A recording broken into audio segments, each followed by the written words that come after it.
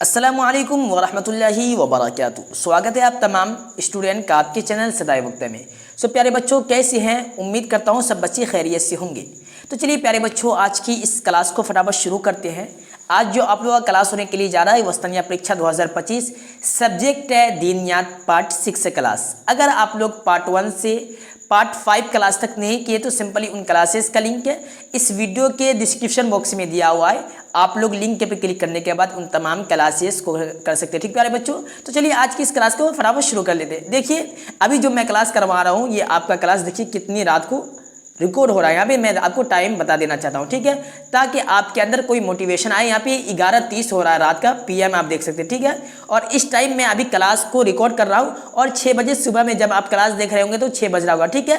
تو بہت ہی محنت کے بعد آپ کا کلاس اب ریکارڈ ہوتا ہے، اس کے بعد اپلوڈ کیا جاتا ہے، تو اس لیے آپ لوگ کلاس کو تھوڑا بھی اسکپ نہیں کیجیے گا، کیونکہ اس میں میرا فائدہ نہیں، آپ ہی کے فائدہ کے لیے ہم لوگ اتنی رات کو کلاس کو ریکارڈ کرتے ہیں، پھر آپ کے لیے صبح صبح اپلوڈ کرتے ہیں تاکہ آپ اچھا سے اچھا مارک اچھا سے اچھا نمبر لا سکے، ٹھیک ہے۔ تو اس لیے آپ کو تھوڑا بھی کلاس کو اسکپ نہیں کرنا ہے، پورے کلاس کو ریگولر کرنا ہے، ٹھیک ہے پیارے بچوں۔ چلیے کوشچن کی طرف بڑھتے ہیں، ٹھیک ہے، فالتو کی باتوں کو چھوڑ کر۔ تو یہاں پہ دیکھیے سوال آپ سے پوچھا ہے کہ سجدہ تلاوت کب واجب ہوتا ہے؟ مقتدی نے اگر آیت سجدہ تلاوت کی یا نابالغ بچے نے آیت سجدہ تلاوت کی تو سجدہ واجب ہے یا نہیں؟ نیز بتاؤ کہ سجدہ تلاوت میں تاخیر کر سکتے ہیں یا نہیں۔ دیکھیے یہاں پہ ایک ہی کوشچن میں کئی کوشچن پوچھ لیے گئے، یعنی کہ ایک ہی سوال میں کئی سوالات پوچھ لیے گئے، ٹھیک ہے۔ سب سے پہلا کوشچن کیا تھا یہاں پر کہ سجدہ تلاوت کب واجب ہوتا ہے؟ ہم یہاں پہ دوسری جگہ پہ کافی گرمی ہو رہی ہے، ٹھیک ہے، آپ لوگ بہار کے اندر ہیں وہاں پہ شاید کہ گرمی نہ ہو، لیکن ابھی ادھر کو دوسری میں جگہ پہ ہوں شاید حیدرآباد میں کافی زیادہ گرمی ہو رہی ہے ابھی میں، اس لیے اس طریقے سے کر رہا ہوں، ٹھیک ہے۔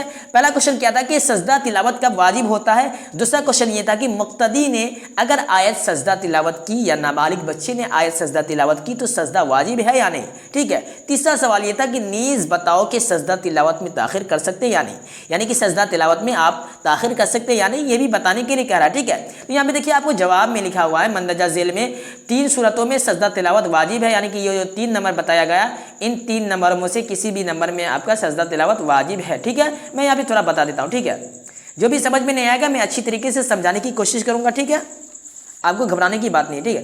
دیکھیے جواب نمبر 1 میں کہا جا رہا ہے کہ جب سجدہ کی آیت تلاوت کی جائے خاص خود سنیں یا نہیں سنیں، ٹھیک ہے، جب بھی سجدہ کی آیت تلاوت کی جاتی ہے تب سجدہ آیت سجدہ واجب ہو جاتا ہے، ٹھیک ہے۔ اس کے بعد سیکنڈ نمبر میں لکھا ہوا ہے کہ جب سجدہ کی آیت سننے سے خاص سننے کا ارادہ کرے یا نہ کرے۔ اگر آپ سجدہ والی آیت کو سن لیے تو آپ پہ سجدہ آیت واجب ہے، آپ سننے کا ارادہ کریں گے یا نہیں کریں گے یہ آپ کے من کی بات ہے، لیکن جیسے ہی آپ سن لیں گے اچانک سے بھی پھر بھی آپ پر سجدہ آیت واجب ہو جائے گا، ٹھیک ہے۔ آگے تھرڈ نمبر میں لکھا ہوا کہ جب امام آیت سجدہ تلاوت کرے تو امام مقتدی دونوں پر سجدہ واجب ہو جاتا ہے، ٹھیک ہے۔ جب امام صاحب کوئی سورہ پڑھا رہے ہیں، کوئی آیت ایسی آیت پڑھا دی ہے جس میں سجدہ تلاوت ہے، تو کیا ہے کہ اس ٹائم اگر مقتدی بھی سن رہے ہیں تو مقتدی اور امام دونوں پر سجدہ تلاوت واجب ہو جاتا ہے۔ اگر آپ لوگ تراویح پڑھتے ہوں گے جو لڑکے ہیں یعنی کہ حافظ وغیرہ جو بھی ہیں آپ لوگ اگر لڑکے ہیں اگر تراویح پڑھتے ہوں گے تو آپ کو معلوم ہوگا کہ امام صاحب کھڑے رہتے ہیں کچھ آیت پڑھنے کے بعد اچانک سے ڈائریکٹ سجدے کے اندر چلے جاتے ہیں، ٹھیک ہے، تو وہیں پہ سجدہ تلاوت آ جاتا ہے، اس وجہ سے امام صاحب سجدے میں چلے جاتے ہیں اور امام صاحب کے ساتھ ساتھ سبھی لوگ سجدے میں چلے جاتے ہیں، ٹھیک ہے۔ رمضان آنے والا تراویح پڑھیں گے تو آپ لوگ ایسا دیکھیں گے کہ امام صاحب اچانک سے سجدے کے اندر چلے جاتے ہیں بغیر رکوع کیے ہوئے، اس ٹائم کیا ہوتا ہے کہ سجدہ تلاوت آ جاتا ہے، ٹھیک ہے۔ اور یہاں پہ دیکھیے پھر لکھا ہوا کہ مقتدی کی آیت سجدہ کی تلاوت سے نہ مقتدی پر واجب ہے نہ ہی نابالغ بچے کی تلاوت سے سجدہ واجب ہوتا ہے، ٹھیک ہے۔ یہاں پہ آپ فرسٹ نمبر کا جو آپ کا کوشچن تھا اس کا جواب مل گیا۔ سیکنڈ نمبر کا کہہ رہا ہے کہ مقتدی اگر آیت تلاوت کرے تو اس پہ وہ سجدہ واجب نہیں ہوگا اور نہ ہی نابالغ بچے اگر تلاوت کرے تو ان پہ سجدہ واجب ہوگا، ٹھیک ہے۔ اب یہاں پہ تھرڈ نمبر میں ہے کہ نماز میں اگر کوئی آیت سجدہ تلاوت کرے تو فوراً سجدہ واجب ہوتا ہے، تاخیر نہیں، اور جب نماز سے باہر تلاوت کرے تو تاخیر کر سکتا ہے، ٹھیک ہے۔ اب یہاں پہ سمجھیے تھرڈ نمبر کا سوال ہے یہ، ٹھیک ہے۔ یہاں پہ سوال کیا تھا کہ کیا سجدہ تلاوت میں تاخیر کر سکتے ہیں یا نہیں کر سکتے؟ یہاں پہ دیکھیے اس میں دو طریقے سے سمجھیے، اگر آپ نماز کے اندر ہیں تو فوری طور پہ آپ کو سجدہ تلاوت کرنا ہوگا، اس میں تھوڑا بھی تاخیر یعنی کہ آپ لیٹ نہیں کر سکتے ہیں۔ अगर सेकंड ये है कि अगर आप नमाज से बाहर है, फॉर एग्जांपल कि मैं अभी आप लोगों को क्लास दे रहा हूँ, ठीक है, इस टाइम मैं कुरान करीम की उस आयत को पढ़ लेता हूँ जिसमें सजदा तिलावत है, तो क्या है कि हमारे पर सजदा तो वाजिब हो गया है, लेकिन हम क्लास आप लोगों को देने के बाद हम जाके सजदा करेंगे तो कोई भी परेशानी की बात नहीं है, ठीक है, थोड़ा ताखिर कर सकते हैं। लेकिन अगर आप नमाज में हैं तो फिर आपको फौरी तौर पर सजदा करना होगा। अदरवाइज़ अगर आप किसी भी काम में हैं तो थोड़ा ताखिर भी करके सजदा तिलावत कर सकते हैं, लेकिन आपको करना होगा क्योंकि ये वाजिब है। ओके, आगे बढ़ते हैं। आगे यहाँ पे तरीका जान लीजिए कि किस तरीके से सजदा तिलावत किया जाता है, ठीक है, वो तरीका जान लीजिए। ओके, उसके बाद दूसरी सवाल की तरफ बढ़ेंगे, है ना। यहाँ पे देखिए कि तरीका सजदा तिलावत करने का तरीका यह है कि खड़ा होकर तकबीर कहता हुआ एक सजदे करे, फिर तकबीर कहता हुआ उठ जाए। सजदा तिलावत के बाद ना तो तशहुद है और ना सलाम, ठीक है।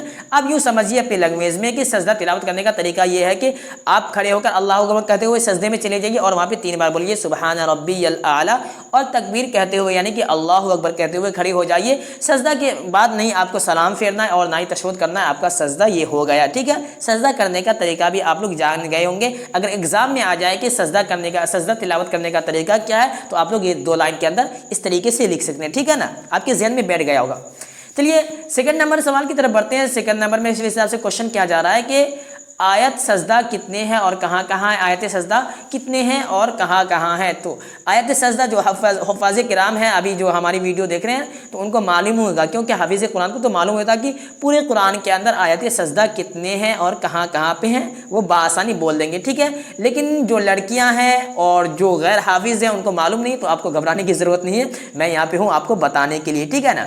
यहाँ पे देखिए आयत सजदा जो है पूरे कुरान में 14 जगहों पर है, और कहाँ कहाँ है तो ये मंदरजा झील में, यानी कि यहाँ नीचे दिया हुआ है, आप लोग इसे देखकर याद कर सकते हैं कि कौन कौन सी सूरत में सजदा दिया हुआ है, ठीक है ना। आप इतना समझ लीजिए कि 14 जगहों पर है, ठीक है ना। आगे बढ़ते हैं। आगे फिर से क्वेश्चन किया जा रहा है कि नमाज जुमा फ़र्ज होने की क्या शर्तें हैं, तहरीर करें। नमाज जुमा फ़र्ज होने की क्या शर्तें हैं, तहरीर करें। थोड़ा मैं जल्दी बोल रहा हूँ, ठीक है ना, क्योंकि अगर ज़्यादा तफसीर में जाएंगे तो फिर क्लास काफ़ी लंबी हो जाएगी, ठीक है। नमाज जुमा फ़र्ज़ होने की क्या शर्तें हैं, तहरीर करें। यानी कि आप लिखें कि नमाज जुमा किन किन पर फ़र्ज़ है। तो यहाँ पे जवाब में लिखा हुआ कि जुमा की नमाज उन लोगों पर फ़र्ज़ होती है जिनमें मंदरजा झील 7 शराइत पाई जाए, ठीक है। यानी कि जो नीचे लिखा हुआ है, अगर ये 7 शर्तें उन लोगों में है तो फिर उन पर नमाज जुमा फ़र्ज़ है, ठीक है। क्या क्या शर्तें हैं हम देख लेते हैं। नंबर 1 में लिखा हुआ है कि मर्द होना, औरत पर नमाज जुमा वाजिब नहीं है, ठीक है। एक बात को समझिए, औरत जो होती है वो जुमा की नमाज को नहीं पढ़ती है, क्योंकि उस पर जुमा वाजिब ही नहीं है। क्योंकि जुमा जो वाजिब है ये मर्द पे वाजिब है, और औरत क्या करती है जुमा के टाइम, तो औरत ज़ोहर की नमाज अदा करती है, ठीक है ना। तो जुमा फ़र्ज़ वाजिब होने के लिए क्या आना है, मर्द होना ज़रूरी है, फर्स्ट ये है। सेकंड ये कि आज़ाद होना ज़रूरी है, अगर आप गुलाम है तो आप पे जुमा वाजिब नहीं है, ठीक है ना। थर्ड में लिखा हुआ कि शहर या हुक्म शहर में मुकीम होना। उसके बाद लिखा हुआ कि सही और तंदुरुस्त होना, बीमार वगैरह है तो फिर आप पे जुमा वाजिब नहीं होगा, ठीक है। और ज़्यादा मसाइल जानना है तो मुफ्तियान कराम से आप रब्ता कर सकते हैं। जालिम के जुल्म से बेखौफ होना, यानी ख़तरों से महफूज होना। अगर कोई शख्स कह रहा है कि अगर तुम जुमा पढ़ोगे तो हम तुमको कत्ल कर देंगे, कोई जालिम है, बड़ा जल्लाद है, तो फिर उस टाइम आप पे जुमा फ़र्ज़ नहीं होगा, ठीक है। फिर थर्ड में यहाँ पे 6 नंबर में लिखा हुआ कि आँख वाला होना, कदम से चलने पर कासिर होना, ठीक है। जिन पर नमाज जुमा वाजिब नहीं है, अगर वह पढ़ ले तो नमाज हो गई, नमाज तो हो गई, पढ़ ले तो नमाज हो गई और नमाज ज़ोहर ज़िम्मा से साक़ित हो जाएगी, ठीक है। यानी कि जिस पे जुमा वाजिब नहीं है उसमें ज़ोहर की नमाज तो फ़र्ज़ है। अगर जिसमें जुमा वाजिब नहीं है, अगर वो जुमा पढ़ लेता तो फिर ज़ोहर की नमाज उसके ज़िम्मे से हट गई शायद। आगे बढ़ते हैं, ठीक है। इतना ही, क्लास लंबी हो गई है काफ़ी, ठीक है ना। तो प्यारे बच्चों फिर कल क्लास करवाएंगे, ठीक है। आज का क्लास आप लोगों को कैसा लगा, समझ में आया या नहीं आया, आप लोग अपनी राय कमेंट सेक्शन में ज़रूर दीजिएगा। चलिए प्यारे बच्चों फिर मिलते हैं किसी और क्लास में, तब तक के लिए खुदा हाफिज़, अस्सलामु अलैकुम।